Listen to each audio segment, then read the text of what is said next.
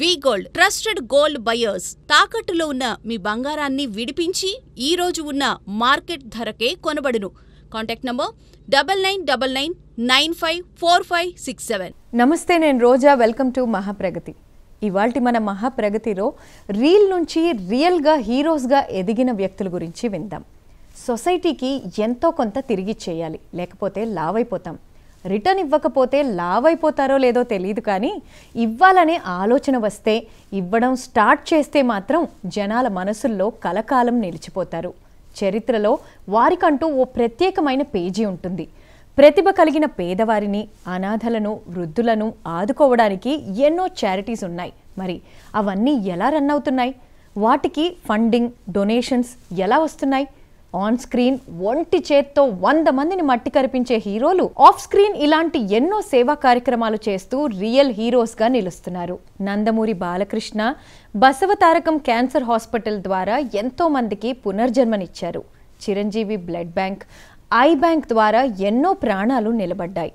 పవన్ కళ్యాణ్ కూడా ఎన్నో సేవా కార్యక్రమాలు చేస్తూ వస్తున్నారు. సమంత ప్రత్యూష ఫౌండేషన్ ద్వారా సర్వీసెస్ చేస్తున్నారు. దివంగత కన్నడ నటుడు పునీత్ రాజ్ కుమార్ చనిపోయే వరకు ఆయన చేసిన మంచి పనుల గురించి ప్రపంచానికి తెలియకుండా చేశారు.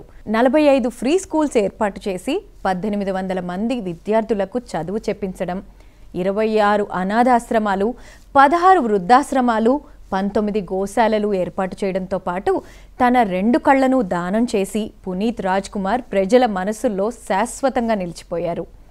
మహేష్ బాబు ఆంధ్ర హాస్పిటల్స్తో కలిసి మహేష్ బాబు ఫౌండేషన్ ద్వారా వేలాది మంది చిన్నారులకు హార్ట్ సర్జరీస్ చేయించి వారి జీవితాలు నిలబెట్టారు. శ్రీమంతుడు సినిమాలో తాను చెప్పినట్టే ఆంధ్ర, తెలంగాణలో 2 గ్రామాలను దత్తత తీసుకున్నారు.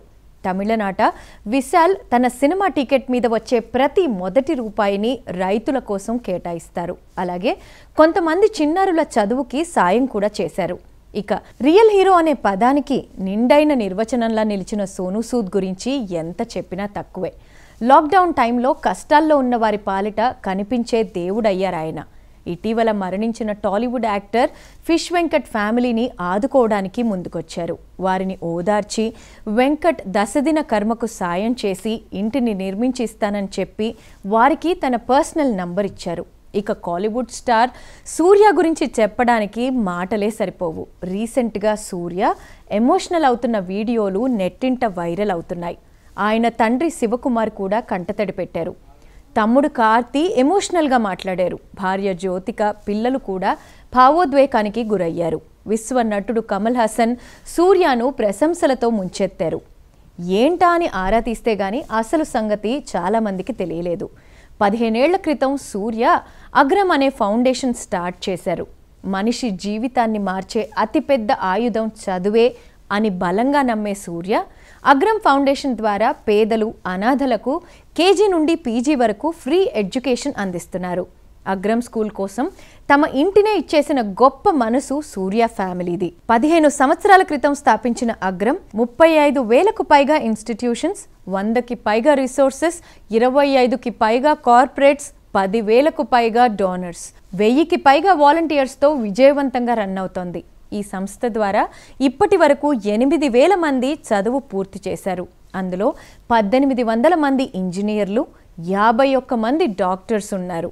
వీళ్ళందరూ అగ్రం 15వ యానివర్సరీ సందర్భంగా నిర్వహించిన కార్యక్రమంలో స్టేజ్ మీదకి వచ్చి అగ్రం ద్వారా తమ జీవితాలు ఎలా మారాయి అనేది చెబుతుంటే సూర్య ఎమోషనల్ అయ్యి కన్నీళ్లు పెట్టుకున్నారు.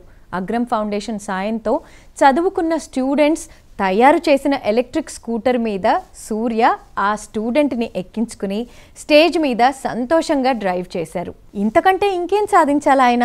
దేవుడు అనక ఈయనని ఇంకేమనాలి అంటూ సోషల్ మీడియాలో వీడియోస్ చూసిన వారు కూడా భావోద్వేగానికి గురవుతున్నారు. ఆ మనిషి ఎన్ని మనసులు గెలుచుకున్నారో ప్రత్యేకంగా చెప్పక్కర్లేదు కదా.